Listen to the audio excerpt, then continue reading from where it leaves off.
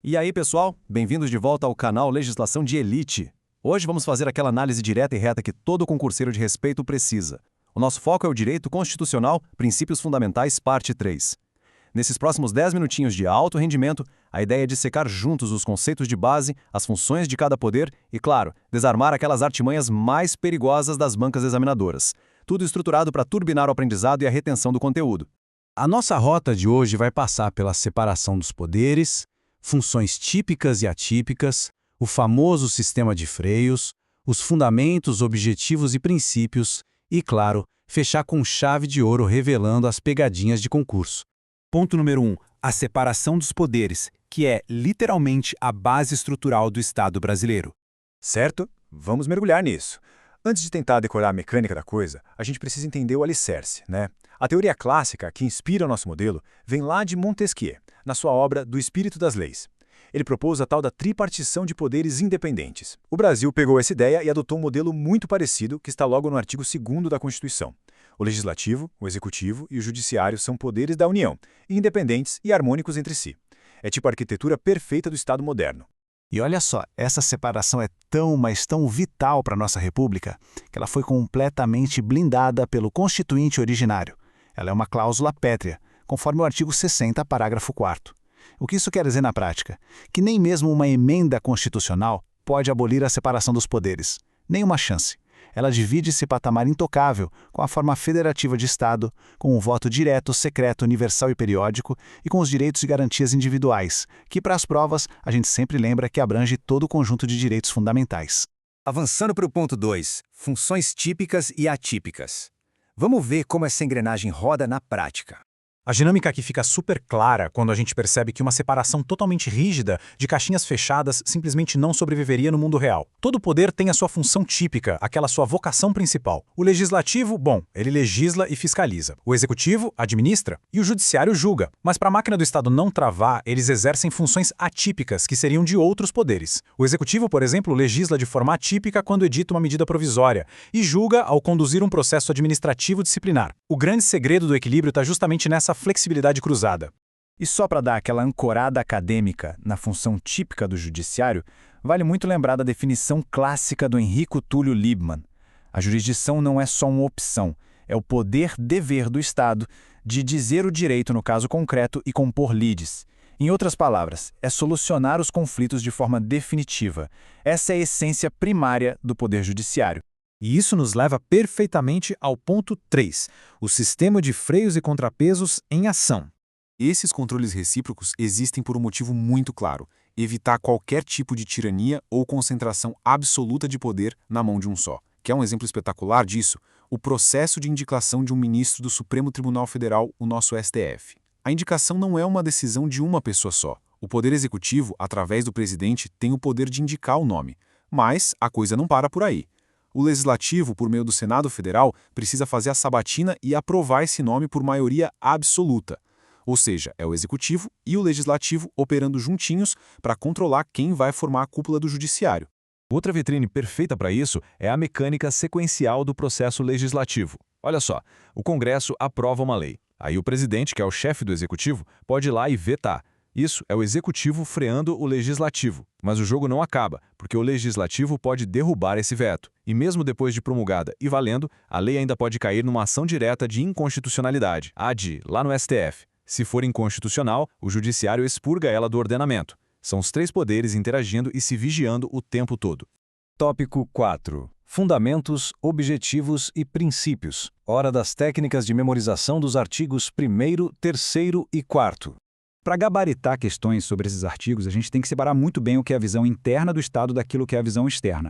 A soberania é um clássico que dá nó na cabeça porque ela tem 2 caras. Na ótica interna, a soberania é aquele poder supremo de impor a ordem jurídica dentro do território nacional.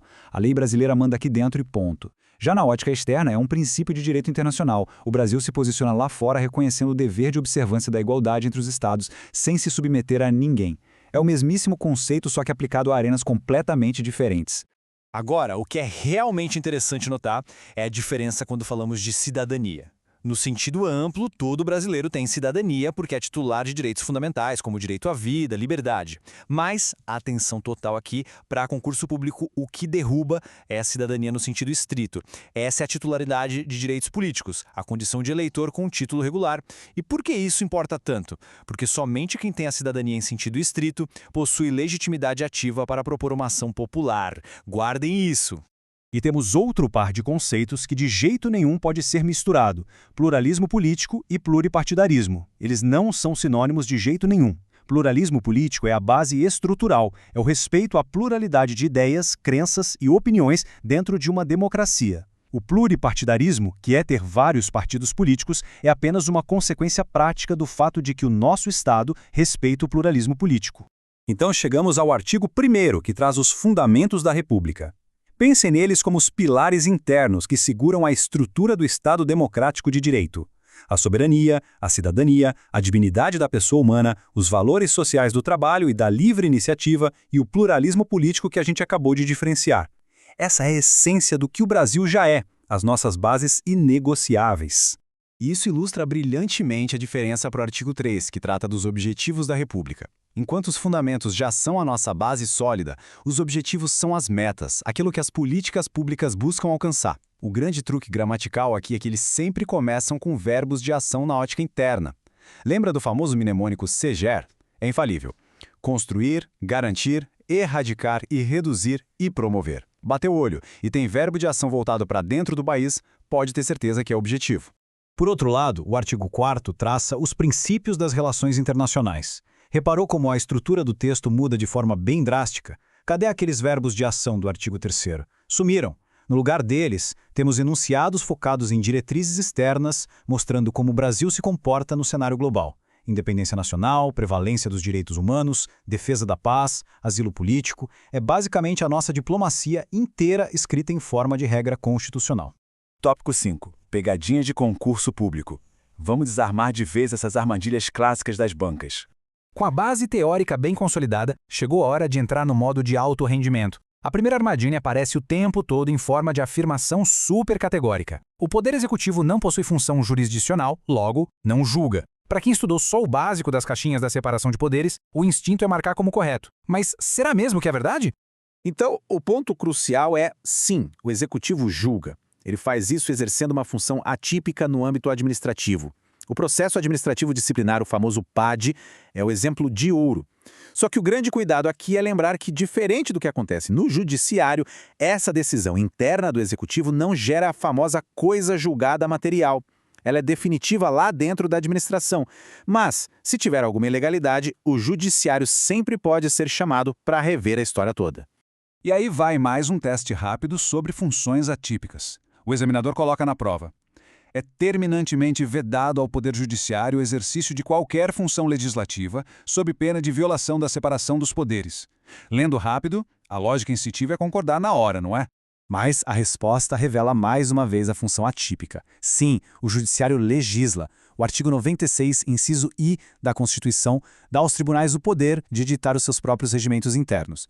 O que a gente precisa ter extremamente claro na mente é que essa é uma função normativa apenas para organizar a própria casa, os procedimentos lá de dentro. De maneira alguma, isso se confunde com criar leis ordinárias para a sociedade toda. Isso continua sendo o papel típico do nosso legislativo. E aqui temos, indiscutivelmente, a malícia número 1 das provas objetivas, a mistureba dos artigos. As bancas adoram pegar itens do artigo 3º e trocar com os do artigo 4º. Elas jogam lá que a prevalência dos direitos humanos é um objetivo fundamental. Falso, é princípio das relações internacionais. Aí na outra linha afirmam que garantir o desenvolvimento nacional é princípio internacional. Falso de novo, olha o verbo garantir aí, é um objetivo. Colocar cada lista na sua caixa mental certa é o que salva pontos cruciais. Para fechar a nossa análise, a armadilha final que tira do jogo milhares de candidatos excelentes todo santo ano. O parágrafo único do artigo 4º diz que o Brasil buscará a integração econômica, política, social e cultural. Aí a banca maldosamente escreve dos povos de toda a América, ou da América do Sul, ou incluindo a América do Norte. Todas estão completamente erradas. O texto expresso, frio e exato da Constituição fala exclusivamente em povos da América Latina. E fica aqui a provocação. Será que um detalhezinho geográfico desses, lido na pressa, é o que vai adiar a tão sonhada posse? Ter foco absoluto nos detalhes é literalmente o que separa quem passa de quem fica pelo caminho. Um excelente estudo para nossa turma e até a próxima análise.